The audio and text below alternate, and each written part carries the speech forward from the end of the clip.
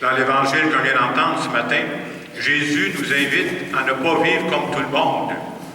Il va dire dans l'Évangile, les grains font sentir leur pouvoir. Parmi vous, il ne doit pas en être ainsi.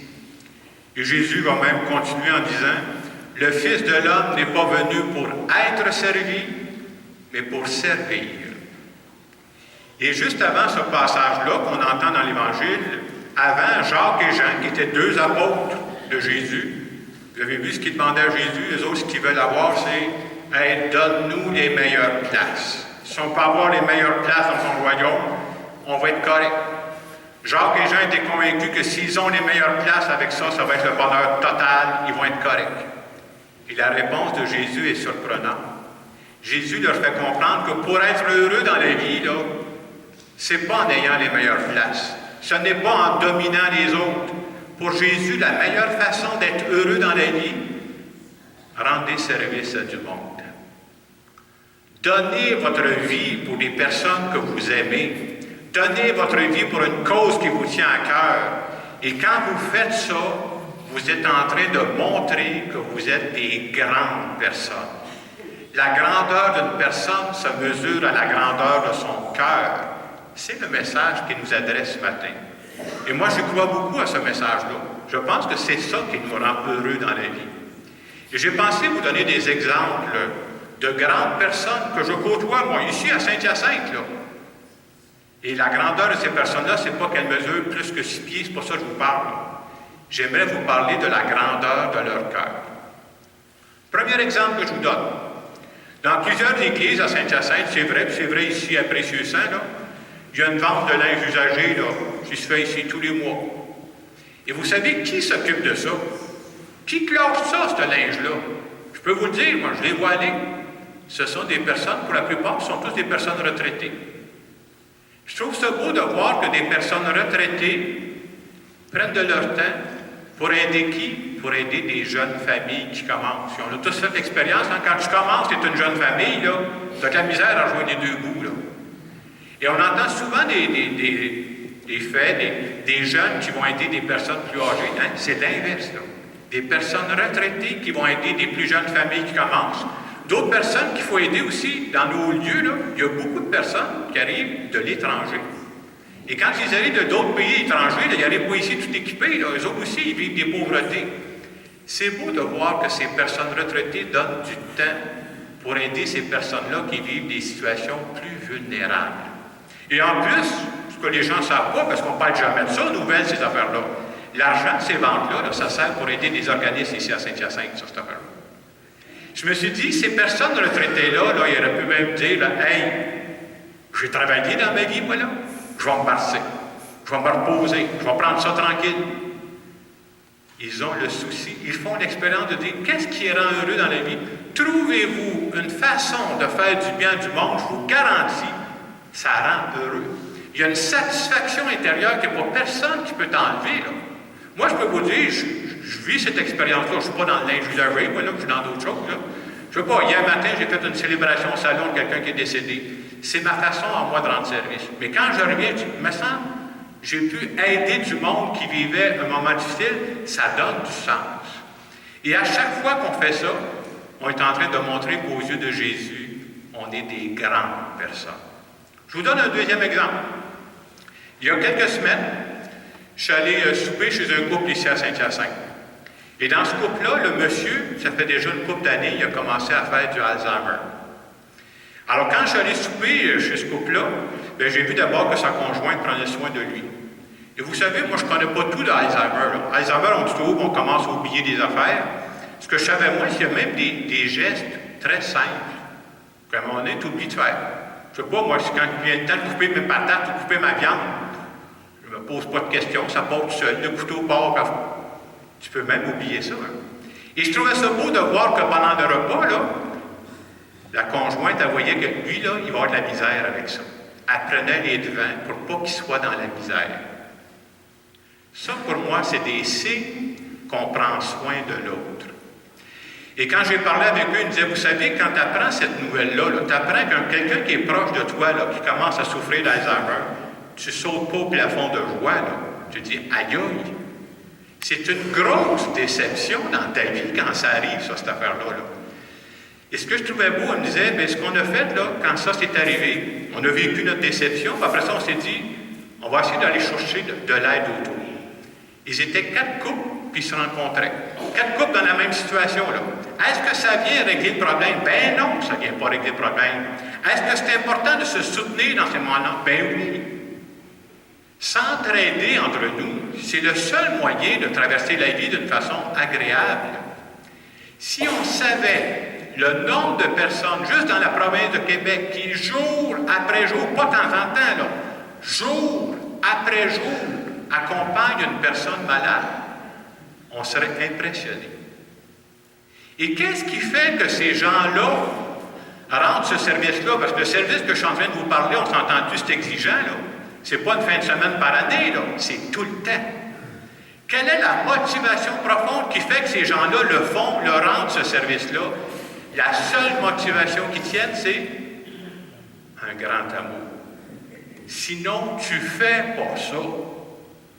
Et la parole de Dieu vient nous dire ce matin, des gens qui donnent leur temps pour aider des gens qui sont plus mal pris, vous êtes des grandes personnes. Non seulement vous êtes des grandes personnes, vous avez le droit d'être fiers de vous. Ça, là, c'est une fierté, je ne vous parle pas d'orgueil, là, une fierté de dire, il me semble que quand j'ai été capable de le faire, j'ai donné le meilleur de moi-même.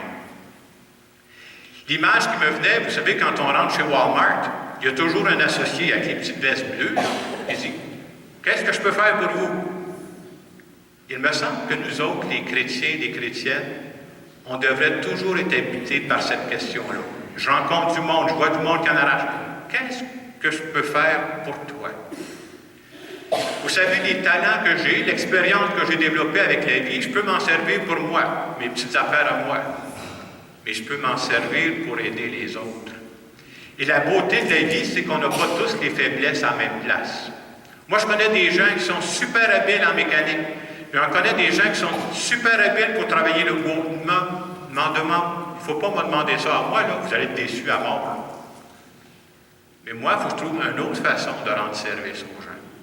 Et quand je fais ça, je peux goûter, moi aussi, à la joie de rendre service aux autres. J'ai pensé aujourd'hui vous présenter une petite vidéo sur Jean Vanier. Jean Vanier, c'est quelqu'un qui travaille avec des personnes handicapées intellectuelles depuis des années. Et Jean Vanier a de l'expérience avec ces personnes-là. Et vous allez voir dans la vidéo qu'on va vous présenter tantôt, Jean Vanier commence par citer un passage d'une épître de Saint Paul, et dans lequel Saint Paul dit « Ce qu'il y a de petit dans le monde, ce qu'il y a de fou dans le monde, voilà ce que Dieu a choisi pour confondre les autres. » Autrement dit, c'est pour nous réveiller.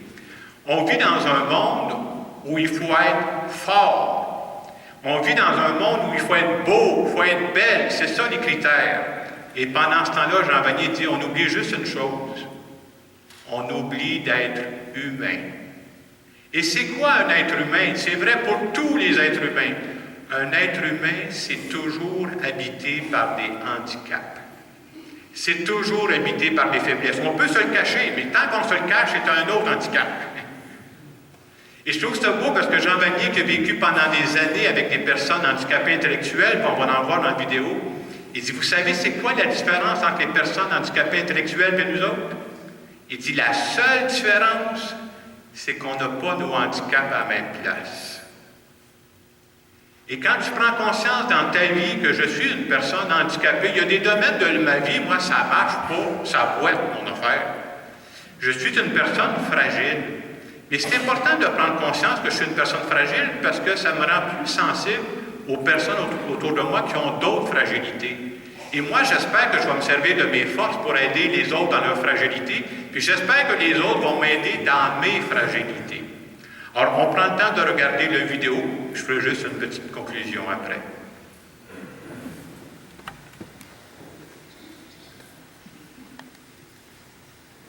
Saint Paul dit qu'ils se sentent, que Dieu les a choisis, les fous et les faibles, pour confondre les gens dans leur tête et dans la puissance.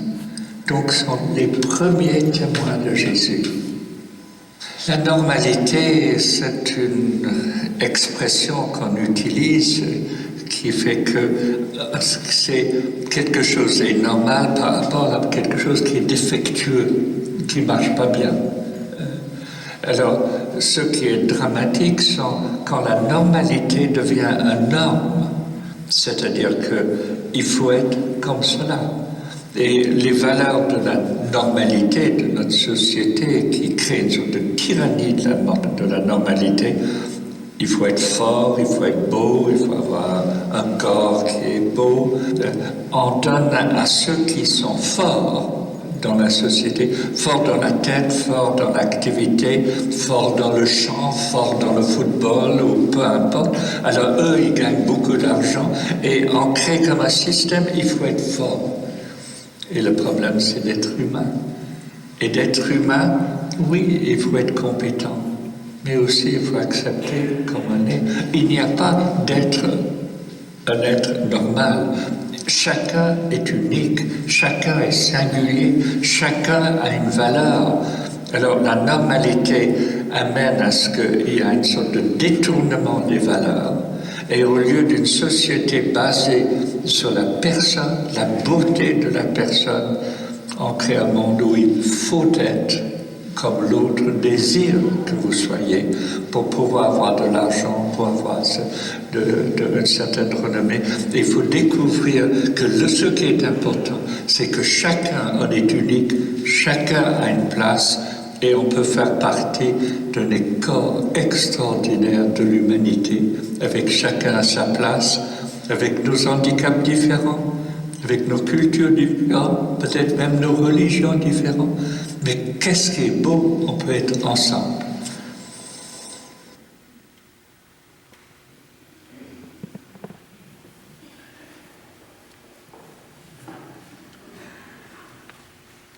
Ce matin, à travers cette célébration où Jésus nous invite à nous mettre au service des petits, la première chose qu'on a à reconnaître, c'est que nous sommes tous des petits. Nous avons tous des handicaps. Et la plus belle prière que je peux faire à Dieu ce matin, c'est de dire à Dieu, je me présente devant toi tel que je suis, avec mes forces, mais aussi avec mes handicaps, et merci de m'aimer tel que je suis, même avec mes handicaps. Il fait que mes handicaps me rendent sensible aux autres, que j'ai le souci d'aider les autres. Et à chaque fois que j'aurai le souci de sortir de moi-même pour aider les autres, je me rends compte que c'est dans ces moments-là que ma vie à moi est la plus belle. Prenons quelques instants pour nous présenter devant Dieu tel que nous sommes.